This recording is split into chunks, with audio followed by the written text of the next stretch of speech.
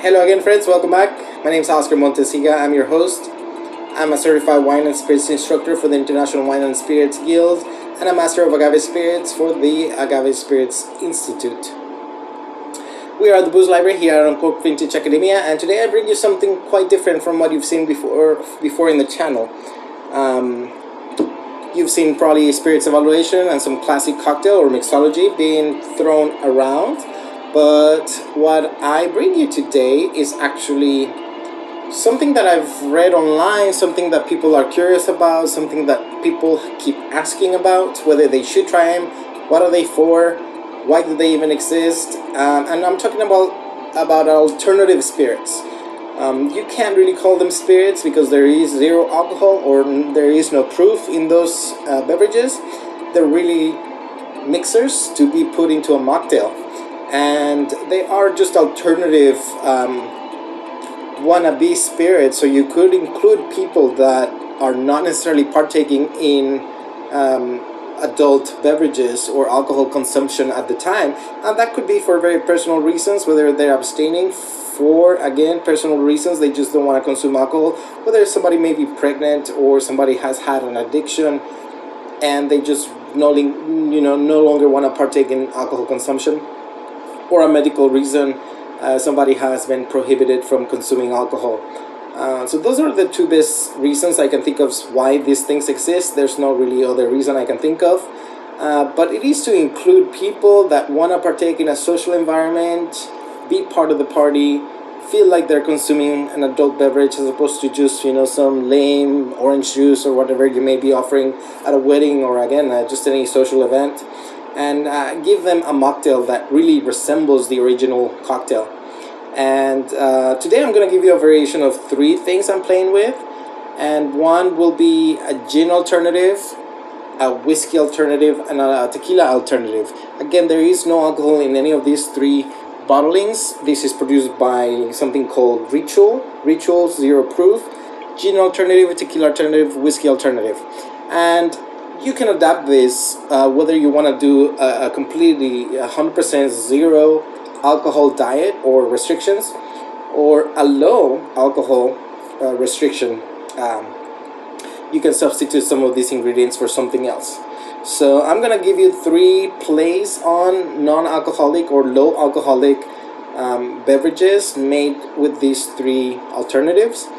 These are meant to be mixers. They're not really fine sipping spirit alternatives.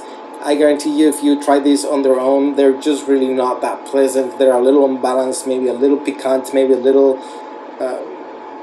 pungent, a little tension that shouldn't be there because they're meant to be mixed. So what I'm gonna do first, I think I'm gonna give you a Gibson.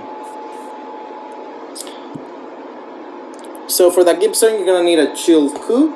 I'm pre-chilling my glass there. And we'll start with the gin alternative, zero proof gin alternative. So I'm going to need 2 ounces of zero proof gin into the top of the shaker. And I have 1 ounce of white vermouth. I'm using today Dolin white vermouth, Vermouth de Chambéry. It's one of the very few vermouth AOCs or appellated vermouths in the world. Really only France and I think Italy has a hold of AOC vermouth. This is, I would say, an off-dry, aromatic, fortified, aromatized wine. This is to be meant as a low-proof or low-alcohol alternative to a Gibson. I don't know necessarily what I can substitute as vermouth other than you creating your own house infusion of something, very rooty and herbal or herbaceous, maybe a water-based solution that you could include in a mocktail to resemble something like vermouth.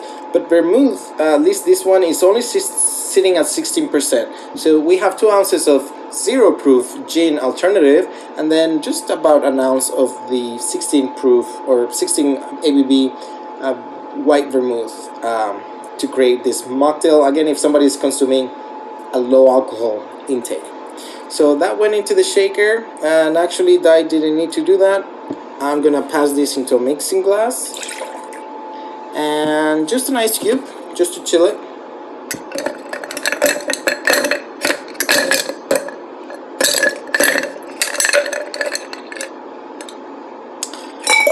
Depending on your style of vermouth, whatever you may want to do, you may want to throw in bitters if you wanted to, but you don't have to. A classic Gibson does not include bitters.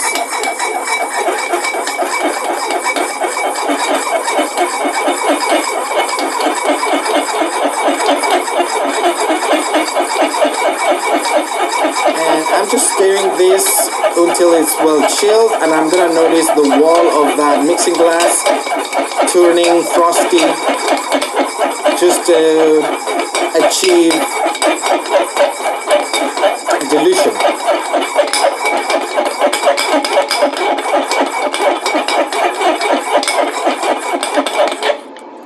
You can feel that liquid already chilled. Because this is being served straight and up, there is not going to be any ice on your serving glass. You just want to chill it as much as you can. And we're going to do a quick strain.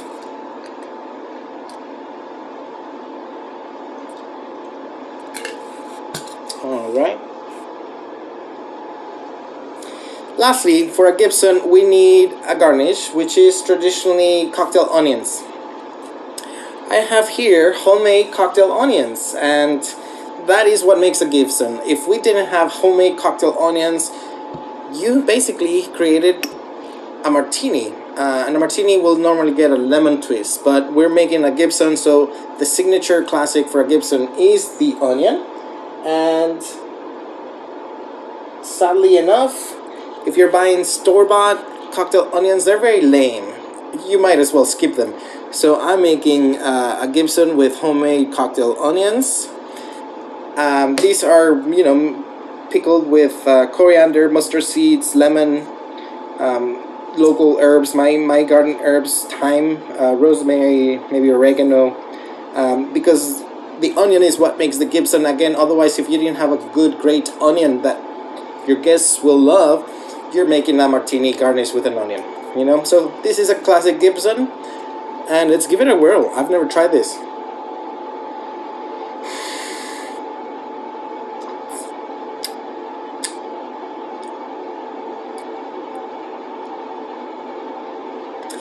It's pleasant and it's smooth. It's quite watery, but there is plenty of aromatics that shine through, that come through both from the vermouth and the gin alternative, and they linger. So it is like you are tasting more than water. They do linger. They're pleasant. They're subdued. They're not punch you in the face.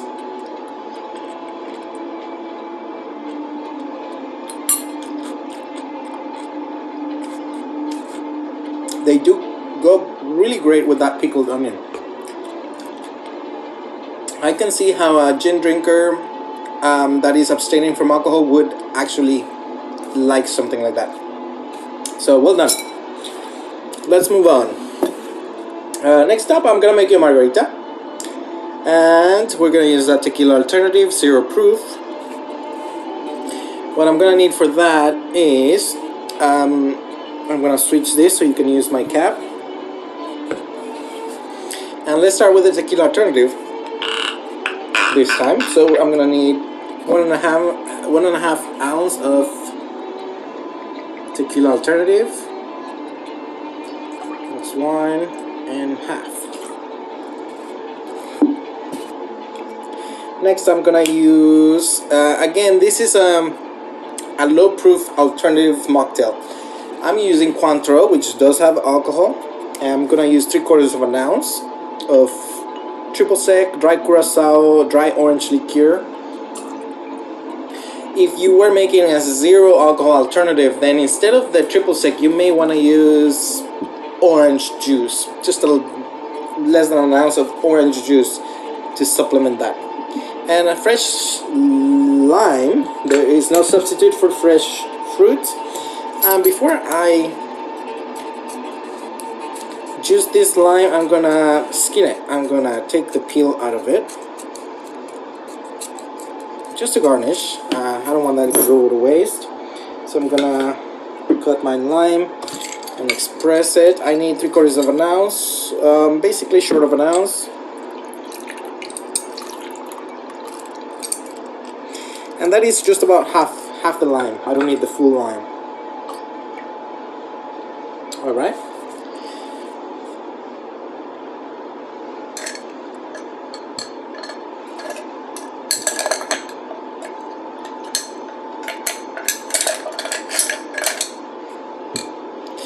And lastly, I'm gonna shake.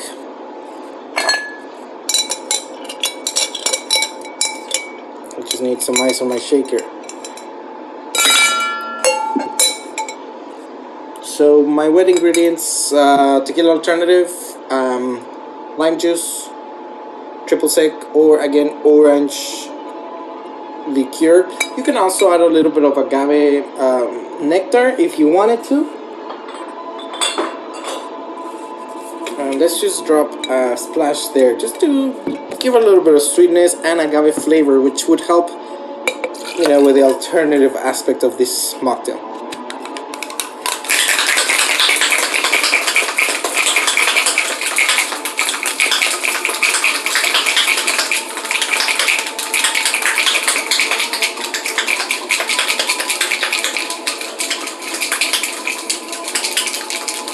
That was just one large cube. It'll help me just chill the ingredients while I give you a mocktail Margarita. I'm gonna plate that or serve it on a rocks glass. It's already been garnished. You can see some lava salt, just a rim of lava salt.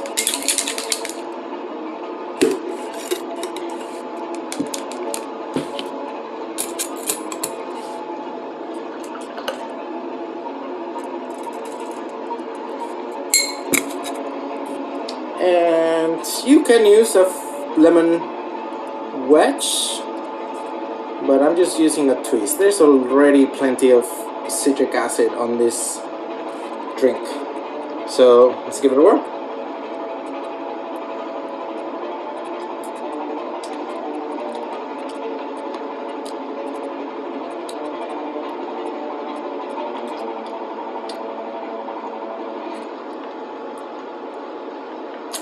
It's light and watery. I almost don't taste the base spirit, but I can tell there's something there.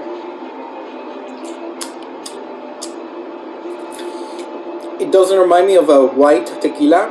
There is just a subtle note that reminds me more of an aged tequila, a reposado, for example. So this is not white. I think they intended to make a reposado style tequila, with some perhaps influence of the oak. There is sweetness, there is vanilla, maybe almond. You can get the citrus, of course. I think that is a fun possibility for tequila drinkers that are abstaining, by all means. So well done. Next and last cocktail, I'm gonna make a mock old-fashioned. And to do an old-fashioned, I'm gonna start with a sugar cube. Raw sugar cube into the glass. I'm gonna use Bitter Truth Jerry Thomas's own decanter bitters in lieu of Angostura bitters.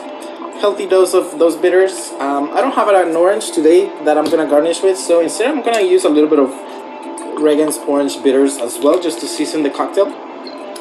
And I have a little bit of water here, so I'm gonna use this water just to help me dilute that sugar cube. And my muddler, I need my muddler. So this is a cocktail that is built in the glass, but basically I need to put that sugar into solution. And that just takes a little bit of elbow grease and work and skill, and you know, just break down that sugar with that water and bitters, give it some flavor, start to incorporate flavors.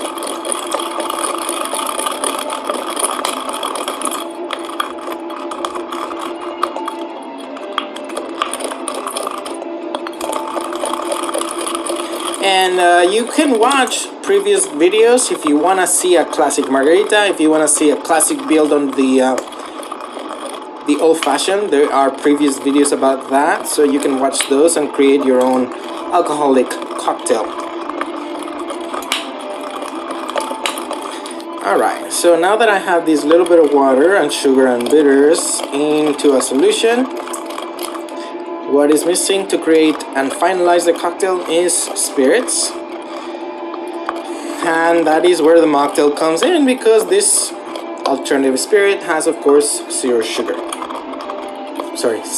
alcohol. So we're gonna use alternative whiskey by Ritual. And I'm gonna use 2 ounces.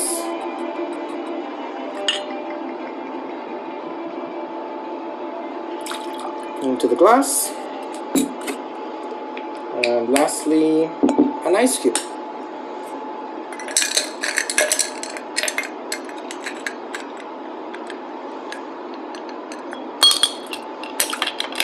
Give it a swirl. And again, I didn't have an orange to garnish, but I'm gonna use a cherry flag to finish. And let's give that a whirl.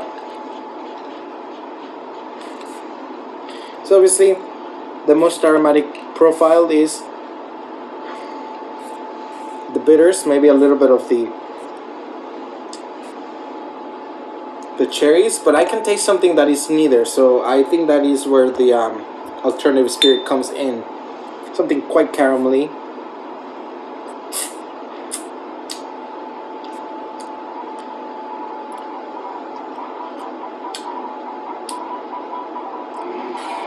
Fairly light, watery, but there is maybe slight astringency, something that you can't really tell where it's coming from, because it's not from the bitters and it's not from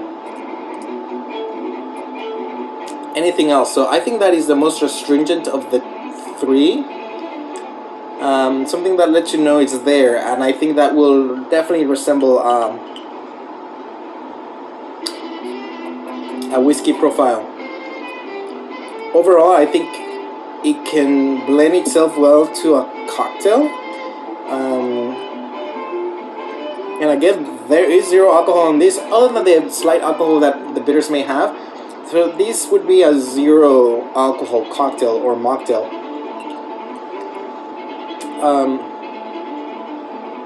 You know, it's kind of watery, but at the same time engaging with the palate mouthfeel effect. So there is things going on, and the finish, the aftertaste, keeps lingering. So I think somebody that is abstaining from alcohol, that has had alcohol before, they're gonna be at least somewhat pleased with the mouthfeel effects of this watery mocktail. An interesting take. So we have a mock old-fashioned, a mock margarita, and a mock Gibson cocktail for your pleasure and for your guests. I hope you learned something new. Don't discriminate alternatives. They're meant for certain demographics, population, whether it's medical or personal. I think it is a good way for you to include your guest into a social event where sometimes non-alcoholic drinks are an afterthought, right? So give them a try. I think they're fun just to play around with, and again, they're not necessarily great on sipping. I think they're going to be highly aromatized to drink alone on your palate. But I think it's fun. So thanks for watching. Please hit subscribe to watch the next video, and catch you then. Cheers.